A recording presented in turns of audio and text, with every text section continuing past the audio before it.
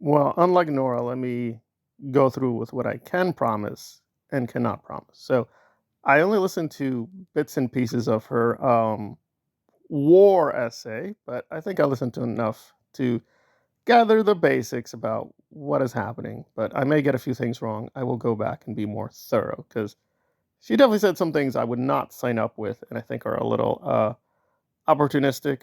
But let me get to the basic um, subject matter, which may be a little confusing. So let me provide very quickly the context. Nora, for several years, was a very, I do mean, very committed ideological ally of Aaron Smith-Levin, and they were close personal friends for decades. But on YouTube together, they routinely helped attack people together, slander people together, and often lie together. And Nora, to be fair, has acknowledged recently that yes, she was doing a lot of bad things and she made a lot of apologies. Not to me, even though she attacked me and lied about me, but it is what it is. I'm not asking for one, by the way. She's not going to apologize to me. So she is getting better, but it's a relative term. She's less toxic than before. I think that's fair to say, but not by too much. Now, the immediate reason that she's reacting against Aaron, and I warned her about this, is that she was forced to remove a video making fun of Aaron, no nice way of putting it, chasing a couple of Sea Org women in Florida, which is where he resides.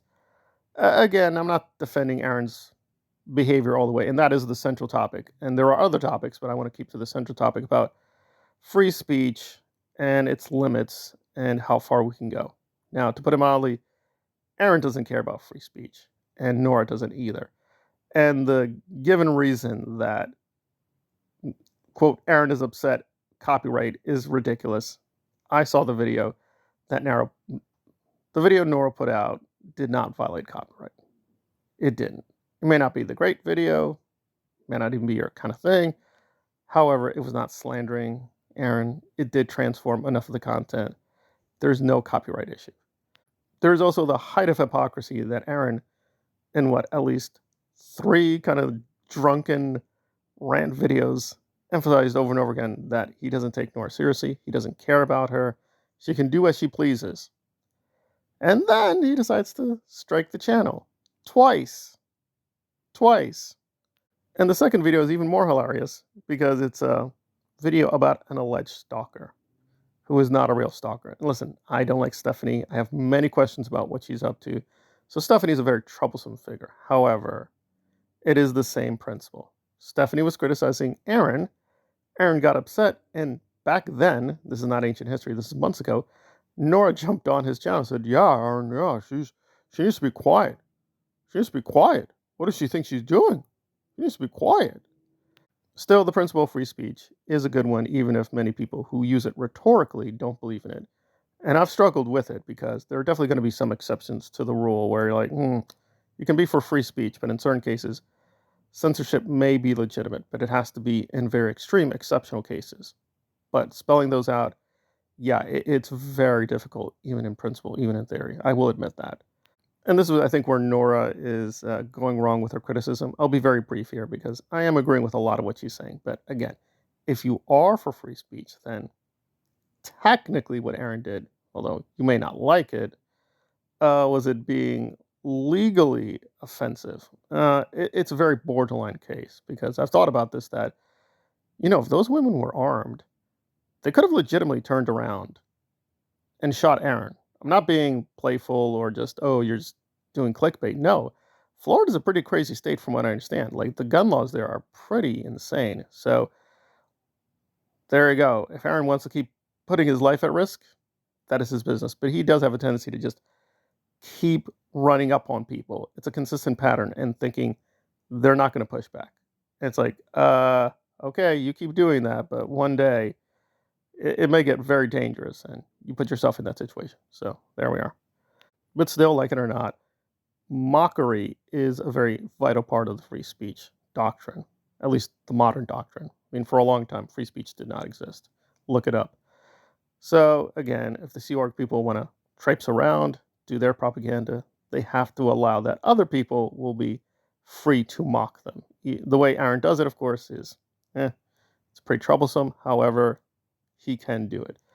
And obviously, by the same standard, if people want to mock him doing what he's doing, I don't see the issue here. Like, what is he? I mean, I've been kind of joking that he's a bit of a Nazi fascist, but no, not even trying. Mask off completely. Yes, he's going full blown fascist Hitler. Like, no opposition, no real criticism. If you can, by any means necessary, get rid of anybody who dissents from the party line. Just not going to allow it. Just not going to allow it. Period. Now, am I really worried for Nora's channel? No, no. She was getting a few things wrong about terms of services. If you get 3 strikes, your channel is not destroyed. It is, in terms of income, yes, they will shut off monetization. So it is definitely to punish Nora. Do I think Aaron is even in a serious attempt trying to censor her? No, he knows that this is not going to stop Nora. He's just clearly trying to hurt her in the short term. Why? I don't know. Even if you like Aaron and think what he's doing is valuable, I just don't see any argument for what he's doing. It's just confirming the worst fears of critics. And there's really nothing there. I mean, like, what exactly is he panicking about? It'd be one thing if these videos were slandering him, but they're not. It'd be another thing if they had false information, but they're not. They're taking his own footage. And it's really crazy because I was actually going to do a video seriously on another free speech case, which luckily has been vindicated, where, and this is what's crazy, yes, they used part of Aaron's video. A lot of the video was from the police. It's not his content. It's not his property. You can use it publicly as long as you're careful with redacting some information. So what exactly are the rules here? It seems like Aaron thinks that anything with him in the media he can control. And the answer is no. There are only specific cases where, yes, if you're in, quote, the media and you don't consent, yes, it can be taken down. Not every little single thing mentioning Aaron Smith-Levin or having the Aaron Smith-Levin photos or little clips is under his control. So I don't know what he's thinking. Even in principle, it's like, you don't control the universe. Relax. Sit down. Calm down. But I would say the people who are pumping Nora up, like, she's not a martyr, right? Let's be a little careful here. Okay, she's not Malcolm X. She's not Martin Luther King. She's not Che Guevara. Okay, let's calm down. She's not Jesus Christ, right? Aaron is not the literal devil. Is he acting in a very satanic manner? Yes. I think you can literally say he's acting like a satanic cult at this point where everyone deifies him as a man god. And if you don't, then suddenly you become a demonic force he needs to destroy. It's very silly, and it would be just something to laugh off. But this is serious stuff. I mean, Scientology is a dangerous cult, and good or bad, Aaron is still a major gateway mechanism where people who want to, quote, learn about the cult will go through him. And obviously, if they, quote, sign up to him and enter a new, other dangerous cult, that's not good. That's not good. So I can't say Aaron is as bad as David Miscavige, but he's on the road, and it's just not good. It's not healthy. It's not really helping anyone. It's really quite sad and silly. So whatever my many issues with Nora and her channel, and believe me, there are many legitimate issues with her too, I'm going to support her here. Like, I just don't see any cause for these copyright strikes. And again, I just don't understand what Aaron is thinking. Just in YouTube in general, this is looked down upon. You will only be allowed to strike channels if you have really overwhelming reason to do so, because it just puts out a bad reputation about your channel. That if you're just striking channels to get rid of competition, that tells us, like, you're not confident in your own content. Apparently him being one of the biggest, literally one of the biggest channels on Scientology, that's not enough.